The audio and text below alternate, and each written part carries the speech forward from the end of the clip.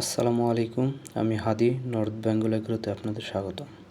বুল প্রিডিগ্রি নিয়ে আপনাদের series video দিতে চেয়েছিলাম, তার প্রথম ভিডিও আজকে রিলিজ করবে ইনশাআল্লাহ।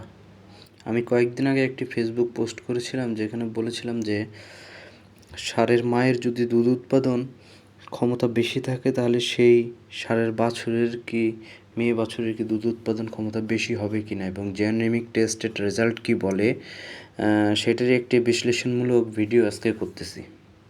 এখন আপনারা একটা যে বুল দেখতে পাচ্ছেন এটার নাম হচ্ছে মাস্কট, আইডি হচ্ছে 50582। এর মায়ের অ্যাভারেজ দুধ উৎপাদন ছিল হচ্ছে 45.6 কেজি 365 দিনে। ল্যাকটেশন পিরিয়ডে টোটাল মিল্ক উৎপাদন ছিল হচ্ছে 16,658 কেজি। এখন আরেকটি বুল আপনারা দেখতে পাচ্ছেন যেটির নাম হচ্ছে লুইজি, আইডি হচ্ছে 50520, যেটার মায়ের অ্যাভারেজ দুধ উৎপাদন হচ্ছে 35 কেজি এবং ল্যাকটেশন পিরিয়ড 365 দিনে 12,765। এই রেজাল্ট দেখে দুটোর মধ্যে তুলনামূলক রেজাল্ট দেখে আমরা ধরে নিতে পারি যে মাস্কটের যে বাচ্চা হবে তার দুধ উৎপাদন লিউজির থেকে অনেক বেশি হবে। এখানে একটু বলে রাখি, যেখানে আমরা জেনোমিক টেস্টের মাধ্যমে তাদের নিজেদের রেজাল্ট পেয়ে গেছি, সেখানে তাদের মায়ের রেজাল্ট এখন কতটুকু অ্যাকসেপ্টেড। চলেন আমরা হচ্ছে মেইন ডাটাবেজের দিকে চলে যাই, রেজাল্টের দিকে চলে।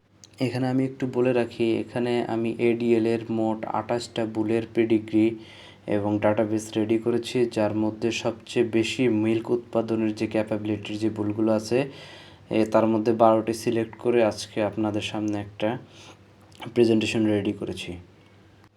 আমি আবারও বলে রাখতেছি যে এইখানে শুধু হাই মিল্কিং যে ক্যাপাবিলিটি, যেগুলোর বকনা বাছুর হলে দুধ বেশি দিবে, এইটার ফার্স্ট প্রায়োরিটি দিয়ে এই জায়গায় এই শিটটা করা হয়েছে।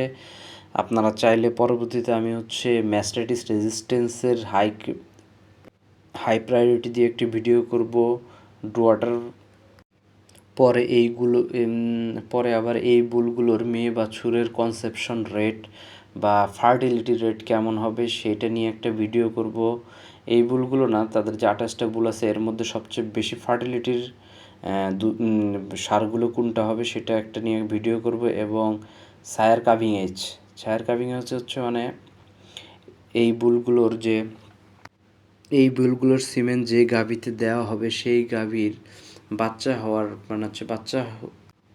বাচ্চা হওয়ার সময় জটিলতা কতটুকু হবে সেটা নিয়ে একটা ভিডিও করব।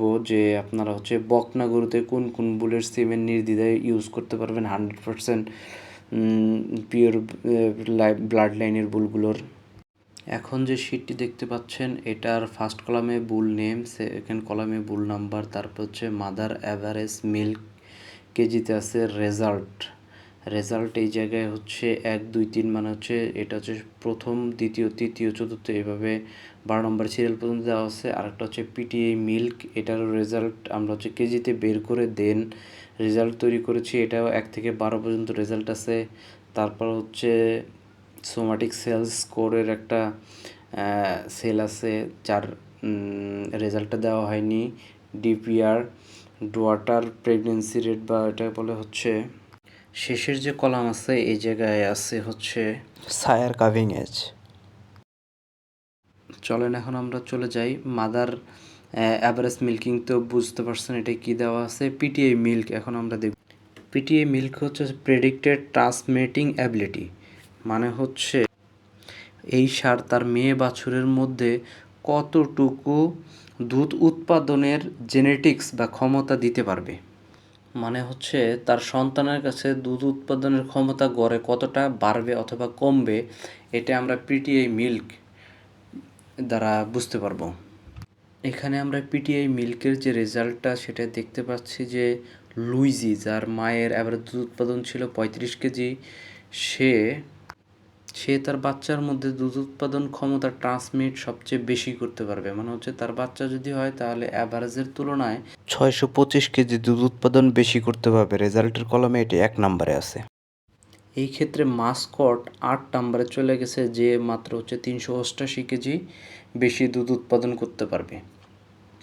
এইখানে মাস্কটের মায়ের দুধ উৎপাদন ছিল 45.6। তাহলে আমরা বুঝতে পারতেছি যে মায়ের অ্যাভারেজ দুধ উৎপাদনই তার ওই ষাঁড়ের বাছুরের দুধ উৎপাদনের সাথে কোনো তেমন বেশি রিলেটেড না। এখানে ধরেন 2 নম্বরে হচ্ছে ল্যারি, যারও মায়ের অ্যাভারেজ দুধ উৎপাদন হচ্ছে 35 লিটার। 3 নম্বরে হচ্ছে হেয়ারল্যান্ড, যার হচ্ছে মাত্র 26 লিটার। সে তার মায়ের দুধ উৎপাদন মাত্র 26 লিটার হওয়ার পরেও সে তার বাচ্চাদের মধ্যে এই মিল্ক প্রোডাকশন যে জেনেটিক্স, এটা সবচেয়ে বেশি দিতে পারবে। এভাবে আপনি 4, 5, 6, 7, 8, 9, 10 এভাবে 12 পর্যন্ত সিরিয়ালের রেজাল্টটা দেওয়া আছে। এখন আমরা পরের কলামে চলে যাই, যেটা হচ্ছে SCS, যার মানে হচ্ছে somatic sell score. Somatic sell score দ্বারা বোঝায় যে গাভীটির আডার কন্ডিশন কেমন হবে। আডার কন্ডিশন কেমন বলতে হচ্ছে সে কী পরিমাণ ম্যাস্টাইটিস রেজিস্ট্যান্স হবে, মানে তার হচ্ছে ম্যাস্টাইটিস হওয়ার প্রবণতা, ঝুঁকি সবচেয়ে কম হবে। এখানে যে স্কোরগুলো দেওয়া আছে এটার মধ্যে সবচেয়ে কম যেটা হবে সেটাই হচ্ছে সবচেয়ে ভালো ম্যাস্টাইটিস রেজিস্ট্যান্ট হবে, মানে হচ্ছে স্কোর সবচেয়ে ভালো হবে। তারপরের কলামে আছে DPR, ডটার প্রেগনেন্সি রেট, মানে হচ্ছে ফার্টিলিটি রেট, যে তার বাচ্চারা কী পরিমাণ সমস্যা, যে প্রেগনেন্সির সমস্যাটা কম দিবে। এটা হচ্ছে যত বেশি হবে তত বেটার। ডটার প্রেগনেন্সিটা যত বেশি হবে, প্লাসের দিকে যাবে, তত বেশি বেটার। যাদের খামারে দুধের কোনো সমস্যা নেই, রেগুলার দুধ উৎপাদন হয় এবং দুধের যে এখন তাদের হচ্ছে প্রেগনেন্সির সমস্যা, তারা হচ্ছে DPR দেখে তাদের ব্রিডিং বুলগুলো সিলেক্ট করতে পারেন। এই জায়গায় তো শুধু হচ্ছে 12টা বুলের DPR দেওয়া আছে, আর হচ্ছে টোটাল বুল থেকে DPR সিলেক্ট করে দেন একটা ভিডিও আপলোড করা হবে যে কোন কোন বুলের ডটার প্রেগনেন্সি রেট সবচেয়ে ভালো। সেই বুলগুলো দিয়ে আমরা সেরা 10টি বুল সিলেক্ট করব এবং আদার্স বুল জেনেমিক টেস্টের যে রেজাল্ট আছে সেগুলো কম্প্যারিজন মাধ্যমে যেটা সবচেয়ে বেশি বেটার হবে ওইটা আপনাদের সাজেস্ট করব। আর সবশেষ কলামে হচ্ছে SCE, যেটা হচ্ছে সায়ের কাভিংয়েস, মানে হচ্ছে এই বুলের সিমেন্ট যেই গাভীতে দেওয়া হবে ওই গাভীর বাচ্চা হতে কী পরিমাণ জটিলতা ফেস করবে, কম হবে না বেশি হবে। এটাকে সায়ার কাভিং এজ বলে। সায়ার কাভিং এজ যত কম হবে তত ভালো। 1.7 আমি দেখতে পাচ্ছি যে 1.7 আছে। 1.7 হচ্ছে ওয়ার্ল্ড ক্লাস। এর নিচে খুব কমই, এর নিচে হয় কিনা জানি না, এটাই সবচেয়ে কম আমার মনে হয়। সায়ার কাভিংয়ে যেই সারগুলোর কম সেই সারগুলোর বীজ যদি বকনা বাছুরে দেওয়া হয় তাহলে তাদের প্রসবকালীন জটিলতা একদমই খুবই কম হবে।